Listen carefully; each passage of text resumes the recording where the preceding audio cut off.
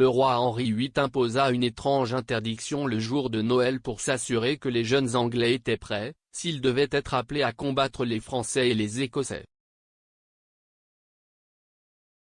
L'ancien roi d'Angleterre a vécu à une époque qui a vu l'introduction de certaines des premières traditions de Noël du pays. Au XVIe siècle, les Tudors avaient apporté de nombreux favoris festifs que nous connaissons et aimons aujourd'hui. Les premières incarnations de tartelettes, alors connues sous le nom de tarte de Noël, ont été appréciées après que les fêtards eurent rompu leur jeûne de 4 semaines. Farcies de viande, les délices devaient contenir 13 ingrédients pour représenter Jésus et ses 12 disciples. Parmi les autres traditions de Noël Tudor qui ont résisté à l'épreuve du temps, citons le gui, les chants de Noël et les cadeaux. Les dindes, arrivées en Angleterre du Nouveau Monde en 1526, faisaient également partie du repas de Noël des Tudors. Les personnes les plus riches ont apprécié la gâterie festive dans le cadre d'un rôti de 5 oiseaux qui a été cuit à l'intérieur d'un cercueil de pâtisserie. L'une des parties les moins connues du Noël Tudor était l'étrange interdiction sportive qu'Henri a imposée à ses sujets. Le roi a adopté la loi sur les jeux illégaux en 1541, qui interdisait tous les sports le jour de Noël, à l'exception du tir à l'arc.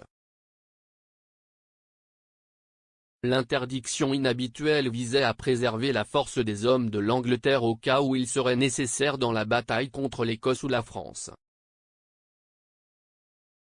L'auteur historique Jane Lark a discuté de l'interdiction d'Henri dans un blog sur les Noël Tudor pour son site web. Elle a écrit, au moment où la maison des Tudors monta sur le trône d'Angleterre en 1485, Noël était un grand événement dans le calendrier et dans la vie du peuple britannique. Tout le monde était censé arrêter sa vie quotidienne et célébrer les 12 jours de Noël. En 1541, Henri VIII interdit tous les sports le jour de Noël, à l'exception du tir à l'arc, pour encourager les gens à se concentrer sur Noël. En 1551, son fils Édouard a adopté une loi selon laquelle tout le monde devait se rendre à l'église à pied pour assister au service. L'historienne Alison Weir a également parlé de la répression festive d'Henri contre les activités physiques. L'auteur a écrit plusieurs livres sur l'histoire des Tudors, dont Les 6 femmes d'Henri VIII. Dans un blog pour H4History, elle a expliqué comment l'interdiction sportive d'Henri était considérée comme essentielle, tout en décrivant certaines des autres activités du roi à Noël. Elle a écrit, Noël à la cour des Tudors était l'occasion d'observances religieuses solennelles ainsi que de danses, de chants et de pièces de théâtre. Chaque jour de Noël, Henri VIII entendait la messe dans son cabinet avant de se rendre en procession à la chapelle royale des Matines, où il participait lui-même au service. Une fête solennelle en l'honneur de la Nativité suivrait.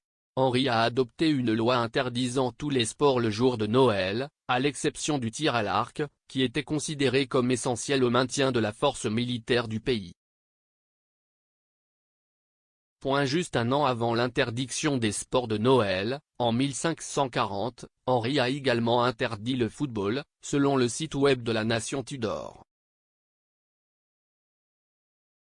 Encore une fois, le roi se serait inquiété du nombre de jeunes hommes se blessant pendant le match et du risque que cela représentait pour les défenses de l'Angleterre. Au cours de la version Tudor du sport, les hommes étaient connus pour avoir des membres cassés et d'autres blessures graves, tandis que dans certains matchs, des meurtres ont même été signalés, selon les auteurs de l'époque.